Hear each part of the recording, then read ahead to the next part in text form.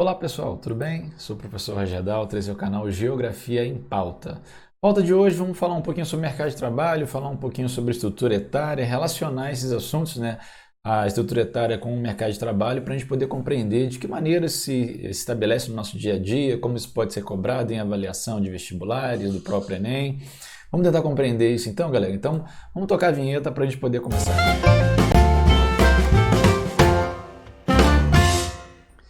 Então, galera, fazendo uma relação direta entre estrutura etária ocupacional e mercado de trabalho. Para quem está estudando para o Enem, isso está em formas de organização social, movimentos sociais, pensamento político e ação do Estado. Está de acordo com as competências 2, 3 e 4 do ensino médio e habilidades 8, 14 e 16. Então, dentro dessa perspectiva que a gente está trabalhando aí, tá, pessoal? Estrutura etária ocupacional. Vamos tentar compreender a partir da ótica das pirâmides etárias. Eu sei que tem muita gente que tem uma dificuldade enorme de compreender como funciona a ideia das pirâmides etárias, tá? Basicamente, são três partes da pirâmide etária que você tem que focar. A primeira parte, que vai de 0 a 19 anos na maioria dos pesquisadores, né? Alguns, devido às modificações recentes do mercado de trabalho, tem levado de 0 a 16, mas a gente vai considerar aqui de 0 a 19, que seriam os jovens, tá? De 0 a 19 anos, todo mundo está nessa faixa etária considerado jovem. De 20 até os 60 anos, até os 59 anos, melhor dizendo, vamos considerar a população adulta, e 60 anos ou mais a população idosa. Então, basicamente, são esses três pedaços, né? A base, que é onde você tem os jovens, a base da estrutura etária, o meio, o corpo, né? Que é onde estão os adultos, e a parte de cima, que é o topo, onde você tem os idosos. É importante observar como está distribuída a população de acordo com as três partes da pirâmide etária. Por exemplo, nessa imagem você tem ali mortalidade infantil, está diretamente relacionado à base, né? Essa parte inicial que vai de 0 a 19 anos. Quanto maior a mortalidade infantil, obviamente, pior as condições de vida de um país, pior as condições sanitárias. Provavelmente são países em desenvolvimento, ainda com vários problemas sociais, que levam a mortalidade infantil a ser elevada. Quanto menor a mortalidade infantil, obviamente, são países que já alcançaram um nível de urbanidade, um nível sanitário mais adequado, provavelmente países desenvolvidos ou países emergentes ali onde você conseguiu controlar ou tem controlado a partir de políticas públicas essa mortalidade de crianças, de recém-nascido, com trabalhos relacionados a pré-natal, com acompanhamento familiar e coisas nesse sentido, tá, galera? No meio ali a gente tem a população economicamente ativa, e isso é muito importante e é um dos principais fundamentos para hoje. A PEA, tá, galera? Que vai reunir basicamente os adultos, tá? Quem está procurando trabalho é colocado na PEA, mesmo que não esteja empregado, e aqueles que estão empregados, que estão ali trabalhando no mercado formal, coisa e tal, e também no mercado informal, são considerados população economicamente ativa. E por último, nós temos lá em cima os idosos, né, acima de 60 anos ou mais, né, que é considerado esse grupo aí, um grupo que é crescente em algumas sociedades, como é o nosso caso, e que é extremamente importante também. Só ficar atento, galera, porque cada um desses grupos tem políticas públicas próprias. Cada um desses grupos tem um peso muito importante para a economia de um país. Se você, por exemplo, tem uma base com muitos jovens e tem um topo muito estreito, obviamente você tem ali uma situação social onde muita gente morre ao longo do caminho, então provavelmente são problemas sociais que levam a isso. Se você tem um topo muito estreito e um desequilíbrio com as outras faixas, você precisa fazer política pública para organizar isso. Se você tem um meio que é pequeno, ou se for grande demais, você também tem que pensar de que maneira isso pode contribuir para o planejamento futuro ou dificultar o seu planejamento futuro. Por isso que é importante entender como é distribuída a população de acordo com a faixa etária. À direita ali as mulheres, à esquerda os homens, tá? Então, através de uma pirâmide etária, a gente representa um país, a gente pode representar uma sociedade e fazer planejamento a longo prazo para poder fazer a produção de um desenvolvimento que seja sustentável para essa população. Vamos fazer uma comparação entre a pirâmide etária do continente africano em 2006 e do continente europeu em 2006. Observem que há uma diferença muito gritante entre as duas pirâmides etárias. Dá para ver que ali de vermelho você tem os jovens, né? De azul, basicamente, você tem os adultos, e lá em cima você tem os idosos. Professor, mas tem ali com 15, 19 e está de azul, porque alguns autores consideram que a partir de 16 anos considera já adulto e a partir só de 65 idoso. Mas a gente vai considerar dentro da premissa que normalmente o IBGE trabalha aqui no Brasil, que é de 0 a 19, de 20 a 59 e acima de 60. Tá? Esses três grupos sendo distribuídos dessa maneira. dá para observar que no continente africano há uma base muito grande, isso evidencia muitos nascimentos, há muitos jovens nascendo na sociedade, provavelmente a natalidade é alta, provavelmente você tem ali, não tem políticas de controle de natalidade, então dá para verificar isso. Também dá para ver que o número de adultos ele cai e cai de uma maneira bem significativa. Isso pode estar relacionado a problemas de falta de urbanidade, a problemas sanitários, a falta de vacinação, a problemas sociais graves que levam essa população a ter essa situação de ter muitos nascimentos, mas entre os nascimentos dos jovens e os adultos, você perde muita gente ali nesse inteirinho. E se você levar em consideração o topo, só observa lá como estreita a base da pirâmide etária. Provavelmente porque tanta gente morre no caminho porque a situação social é ruim. Tanto que a expectativa de vida nesse continente é uma expectativa de vida baixa. Pouca gente chega em 65 anos ou mais. Porque isso se dá por vários fatores sociais que estão no caminho, pela falta de política pública e por predominantemente nesse continente você ter áreas muito pobres e vulneráveis, né? A fome, a miséria, a desigualdade crescente em algumas áreas do continente africano. Já na Europa, olha só como é diferente a estrutura etária. Você tem ali na base poucos nascimentos, poucos jovens, né, de 0 até 19 anos. Entre os adultos, você tem um número bem significativo de adultos, é o grupo mais representativo. Em compensação, você também tem um bom número de idosos. O que isso evidencia? Há nessa região uma política provavelmente antinatalista ou, naturalmente, a população ela se urbanizou de tal maneira que chegou um momento em que as pessoas têm muito poucos filhos, o que faz com que a base seja muito pequena, né? Você tem um bom número de adultos, que pode ser mediado inclusive pela questão migratória, que daqui a pouco a gente fala. E você também tem um bom número de idosos. É bom ter um bom número de idosos? Depende. É importante ter um bom número de idosos que se evidencia que há qualidade de vida na sociedade, o que vai fazer com que as pessoas vivam mais. Mas ao mesmo tempo é um grupo também vulnerável que precisa de política pública para que essa vida a mais, esse tempo a mais de vida aqui, depois que se aposenta e tudo mais, seja minimamente qualitativa, tá? Vamos dar uma olhada aí, por exemplo, no Japão e na Alemanha, a pirâmide etária desses dois países. Observe que é a mesma realidade que a gente viu ali no continente europeu. Tanto que a Alemanha também dentro da Europa, o Japão na Oceania, na Ásia. Essas duas áreas têm um baixo número de nascimentos, um pequeno número de jovens, um elevado número de adultos e um bom número de pessoas chegando à fase adulta, bem significativo mesmo. E nas duas áreas é possível verificar que as mulheres vivem mais e é uma coisa que em outro momento a gente pode falar, mas está diretamente relacionado a práticas masculinas, ao preconceito do homem com relação a procurar o médico para algumas doenças e coisas nesse sentido. Mas não é o nosso objeto de estudo aqui. É poder compreender que países como o Japão e a Alemanha, países que são desenvolvidos, onde a população vive com altíssima qualidade de vida, evidenciam essa distribuição de acordo com as faixas etárias. É claro, pô, professor, é interessante você ter um baixo número de jovens? Não é tão interessante se você não tem reposição para o mercado de trabalho.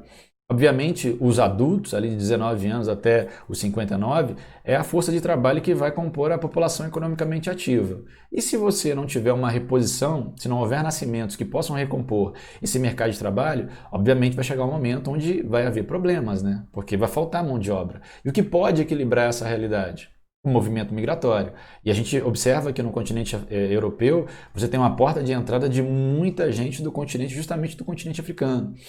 Muita gente vem do norte da África, não que não venha de outras áreas, vem da Ásia também, vem do continente americano, vem da Oceania, mas predominantemente você tem uma luta muito grande de movimentos migratórios ilegais do continente africano em direção ao continente europeu. É claro, você sai de um continente onde você observa situações sociais de muita e de extrema vulnerabilidade em busca de oportunidade de trabalho, oportunidade de vida.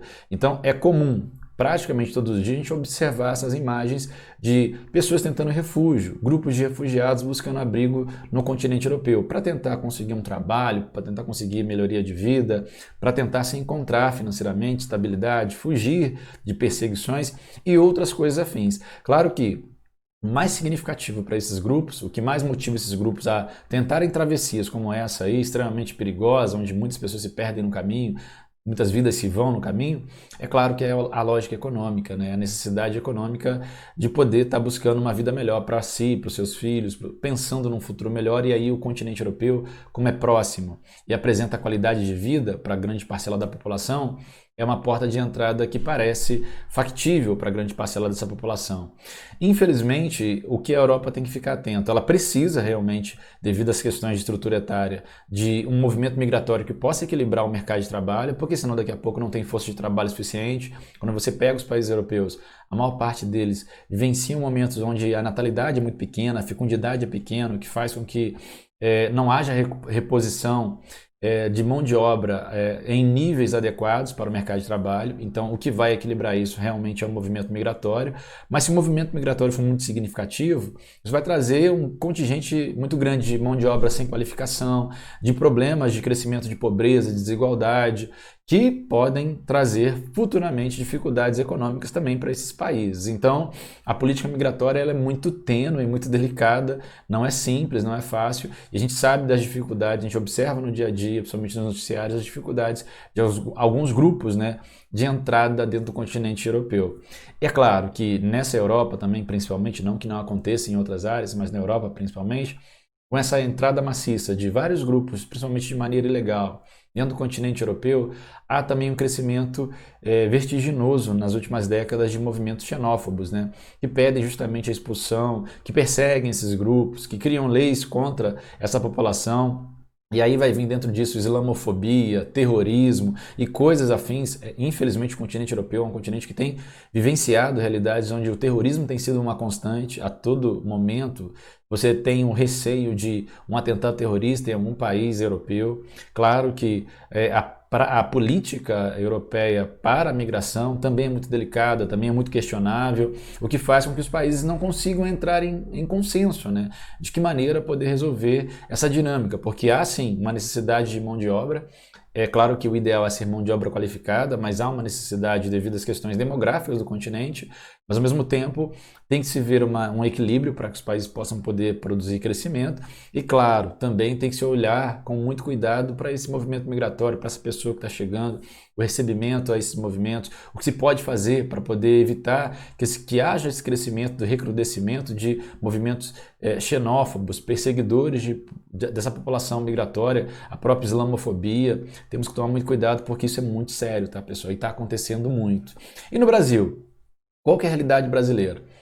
Claro, voltando aqui rapidinho na questão dos europeus, a gente tem que levar em consideração também que quando não há um crescimento demográfico que possa recompor essa população, você quando não tem adultos de maneira suficiente, você não tem força de trabalho, você não tem força previdenciária, tributária, porque tudo está sobre eles. Esse grupo de adultos, o meio do corpo ali que a gente tem na pirâmide etária, é fundamental porque é deles que se extrai a maior parte dos tributos, eles que produzem essa lógica de tributos que inclusive equilibram o Estado, que equilibram a lógica de investimento social, é deles que é extraído grande parcela também dos impostos que vão contribuir para a previdência social e para a garantia futura da aposentadoria das pessoas. Então tem muita coisa envolvendo isso daí. É importante demais que a gente consiga compreender isso. A Europa é um continente onde predominantemente os países têm natalidade muito baixa.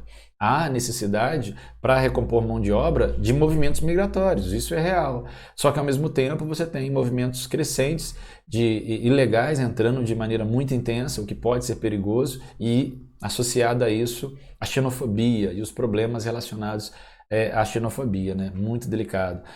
Como o próprio terrorismo, tá? Como uma consequência bem negativa desse movimento. Olha o Brasil, década de 70, 80, 90, 2000, dá para observar que a pirâmide etária brasileira ela tem se transformado. O Brasil já viveu um momento de explosão demográfica, um momento onde havia muita gente jovem no Brasil, havia muito nascimento, as pessoas tinham muitos filhos, muita gente aí vai lembrar, talvez esteja me ouvindo do outro lado aí, que o vô, a avó teve, sei lá, 10 filhos, 12 filhos, ou conhece histórias de pessoas que tiveram muitos filhos, o que é muito raro no nosso dia a dia hoje. Nesse início do século XXI, você observa que muita gente não tem filho, muita gente tem um filho, muita gente tem 2 filhos, muita gente não quer ter filho de jeito nenhum. Então, há uma lógica de mudança significativa no Brasil que está alterando, inclusive, a nossa lógica demográfica. Está havendo a mudança no perfil demográfico do Brasil nas últimas décadas, e a tendência é que essa lógica de mudança de perfil demográfico ela se acentue cada vez mais. Tanto que em 2100, daqui a 80 anos, nós teremos menos gente no Brasil do que tem hoje. Isso é uma coisa que exemplifica muito bem como essa lógica de mudança demográfica está acontecendo. Por que ela está acontecendo? Principalmente pela mudança na questão do perfil que o Brasil tinha ao longo do século XX. O Brasil era predominantemente, até a década de 30, agrário. Na década de 30, década de 40, começa a chegar um movimento de revolução industrial aqui no Brasil. E as mudanças da revolução industrial acabam também introduzindo uma importância para a urbanidade. Isso traz muita gente, provoca êxodo rural, traz muita gente do campo para a cidade e faz com que as cidades comecem a crescer. Tanto que hoje tem grandes cidades que já vivem em si um inchaço urbano. Então há uma modificação muito significativa, né, em fluxos entre o campo e a cidade, com a cidade paulatinamente perdendo importância e com o campo perdendo importância, as cidades ganhando importância nesse terreno ao longo do século XX. Na década de 60 a gente já se torna um país de maioria de pessoas na área urbana e isso continuou se intensificando nas últimas décadas. Hoje o movimento é mais lento, mas mais de 84% das pessoas no Brasil vivem em cidades. Por que é importante viver na cidade? Porque na cidade a dinâmica urbana ela obriga uma lógica demográfica diferente, onde não dá para ter muito filho, porque isso gera muitos problemas sociais, diferentemente da área do campo, onde o filho também auxilia como mão de obra. Isso faz também com que a natalidade caia, e é o que a gente tem observado no Brasil nas últimas décadas. Uma queda da fecundidade, uma queda da natalidade muito significativa. Tá? Na metade desse século, em 2050, a população do Brasil ela tende a diminuir.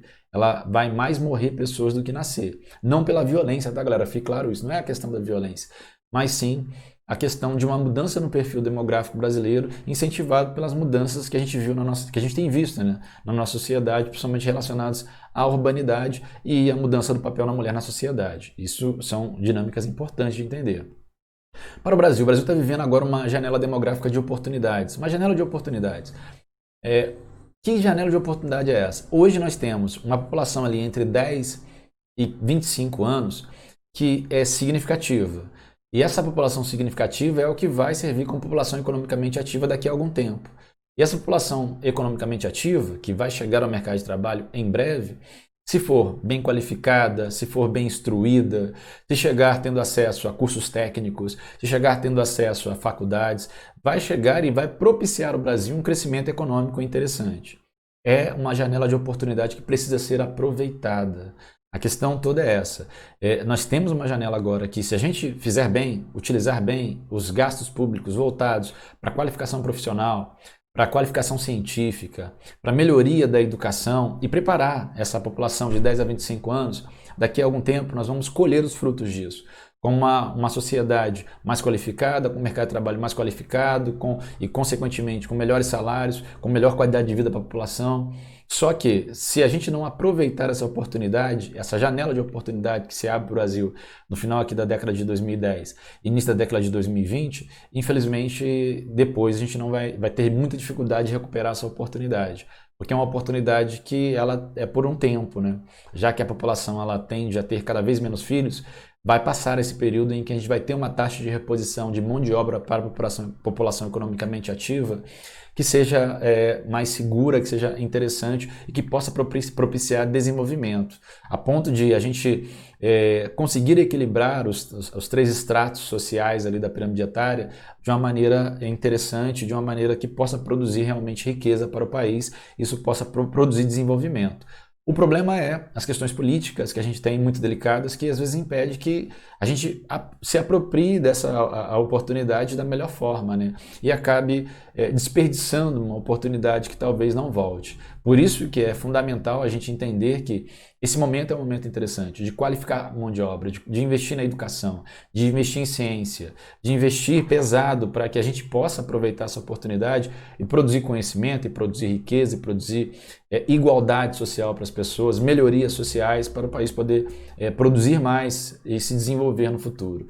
É uma janela de oportunidades muito importante, mas que infelizmente não está sendo aproveitado da maneira que é. A gente vai viver, inclusive no Brasil, um fenômeno que alguns países do mundo também vivenciaram ao longo do século XXI, que é a inversão da pirâmide etária, né? Doideira, né? Olha aí, galera, 1985 a pirâmide etária brasileira e para 2085 a pirâmide etária brasileira. Que doideira, né? Que loucura. Então, está havendo uma inversão, porque o número de nascimentos ele vai ser tão pequeno para o futuro, devido a vários fatores, que a gente vai ter mais idoso do que criança. A tendência é essa, tá? A população que mais cresce no Brasil, dos três estratos, é a população de idosos, a população com 60 anos ou mais. E isso não vai mudar, isso vai continuar sendo assim.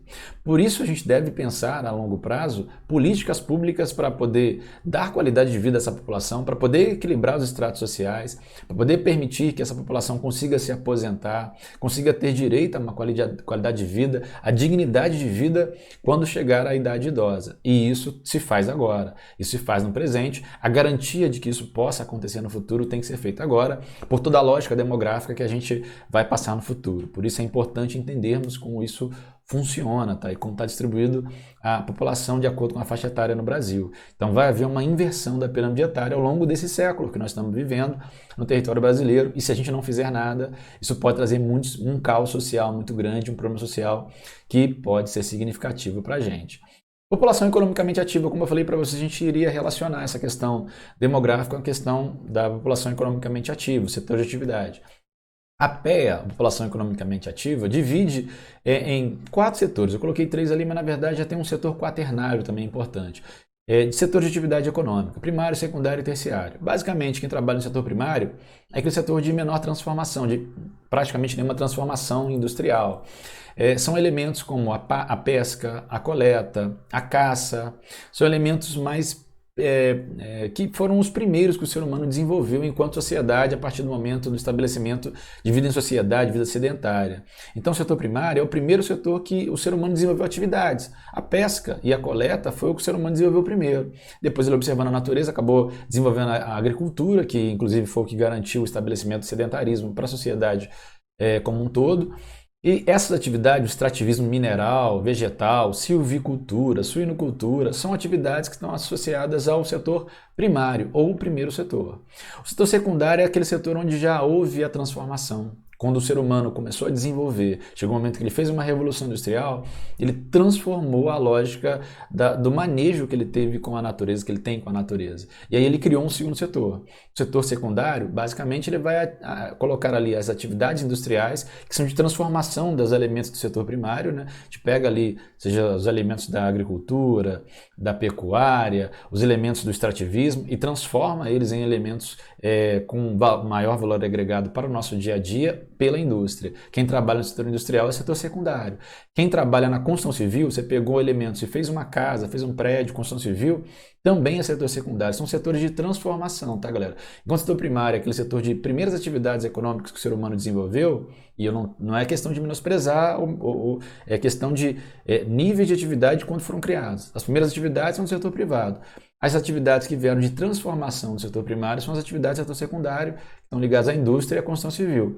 E o terceiro setor é o comércio e a prestação de serviços, que cresceram muito, principalmente incentivados pelo setor secundário, pela industrialização, pela construção civil. Isso propiciou, claro, uma produção em larga escala, criação de atividades comerciais, mercantis cada vez mais intensas. Então, quem presta serviços, seja ele qual for, ou quem trabalha no comércio, é o terceiro setor. Inclusive, a gente pode até relacionar com países de acordo com o seu nível de classificação de desenvolvimento, esses setores, tá, galera? Países mais pobres, países que a gente chama de países em desenvolvimento, normalmente tem muita gente trabalhando no setor primário, na agricultura, na pecuária, porque falta ali investimentos para trazer uma industrialização que possa mudar essa realidade. Então, muitos países do mundo que são mais pobres, os que têm os piores IDHs do planeta, têm uma população muito grande e significativa no setor primário. O setor secundário é pequeno nesses países e o terciário também. Nos países mais desenvolvidos, a gente vai encontrar um setor terciário, que é o maior dos setores, um setor muito forte do terciário, um grande setor secundário e um pequeno setor primário.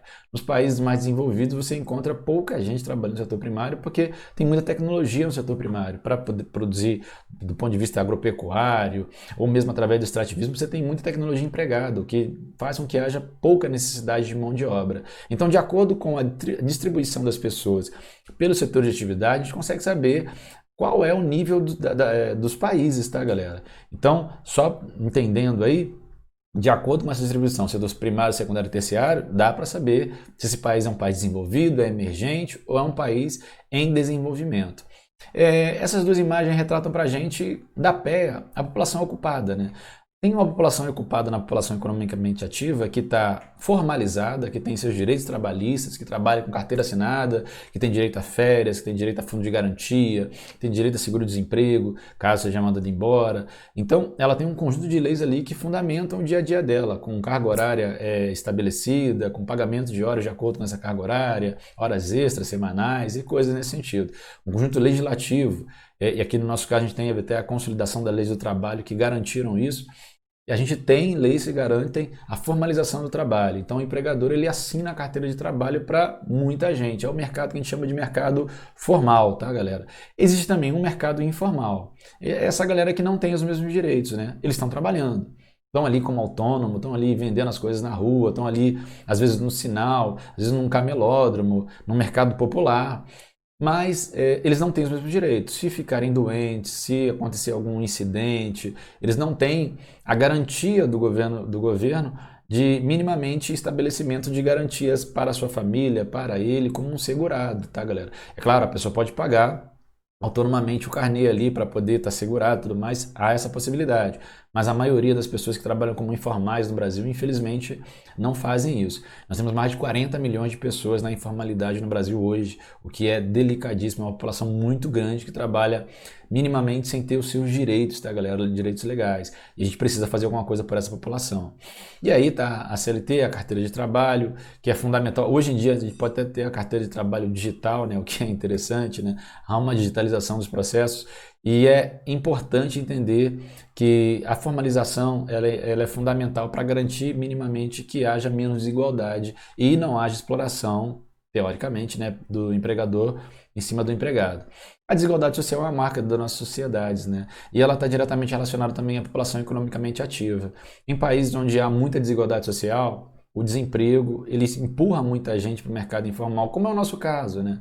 E aí você tem muitos problemas relacionados a isso, como pessoas vivendo na precariedade, na mais pura precariedade, o que é delicadíssimo e que precisa mudar, né? Em países onde você tem uma desigualdade social menor, você tem uma melhor relação no mercado de trabalho, com melhores salários, com sindicatos mais fortes, com negociações entre empregador e empregado de uma maneira mais justa. Nos países mais pobres, onde a desigualdade social é crescente, infelizmente, até essa lógica de negociação para as leis do trabalho, elas são muito vulneráveis, visto que a pressão do desemprego acaba causando uma diminuição dos salários, tá, pessoal? Então, galera, hoje a gente falou um pouquinho sobre essas realidades que estão ligadas ao nosso dia a dia, que estão ligadas ao dia a dia que a gente tem no mercado de trabalho. É importante entender a lógica que a gente tem na população economicamente ativa, a sua relação com o nosso dia a dia, como é a questão da distribuição da população e como isso é importante para o planejamento futuro, para compreender e poder auxiliar para que esse país possa ser um pouquinho melhor. Eu agradeço muito a sua presença, a sua audiência aqui. Qualquer coisa pode mandar sugestões de novas pautas. Todo sábado, vídeo novo. Sempre a gente coloca 2, 3 vídeos no sábado para você poder estudar, para você poder entender um pouquinho dessa nossa realidade. Também temos o Geografia em Pauta no podcast, lá no Spotify, nas outras mídias que a gente tem em podcast. Nós estamos lá em 7 plataformas diferentes com Geografia em Pauta para poder auxiliar a sua aprendizagem e seu conhecimento sobre o meio geográfico no nosso dia a dia. Obrigado pela audiência, pela paciência e até a próxima. Eu fui!